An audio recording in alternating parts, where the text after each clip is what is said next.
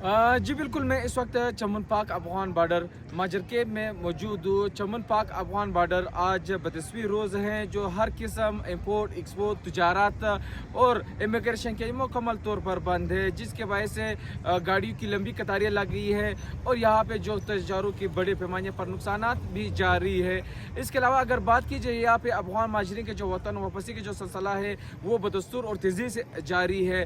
यहाँ पे सरकारी आदाद शुमार के मुताबिक 2 लाख से ज़ायद जो अफगान माजरीन हैं वो अपने वतन जा चुके हैं, और जबकि अभी भी बायोमेट्रिक करने के बाद अफगानिस्तान भेजा जा रहा है। अगर मेरे कैमरे में आपको दिखा सके, यहाँ पे लंबी कतारें लगी हुई अफगान माजरीन के से लदे हुए मुसाफिरों से भरे हुए हैं, और यहाँ पे बाकायदा बायोमेट्रिक करके अफगानिस्तान जाने की इजाज़त दी जाती है। जबकि अफगानिस्तान के उस पार में वहाँ पे पाकिस्तानी शहरी है, वहाँ पे गुज़श्ता 1 माह से फंसे हुए और आने की कोशिश करें, लेकिन इमिग्रेशन बंदिश की वजह से वो तहाल ना आ सके, जिसमें बच्चे, ख़वातीन, बुजुर्ग अफराद भी शामिल है। जी।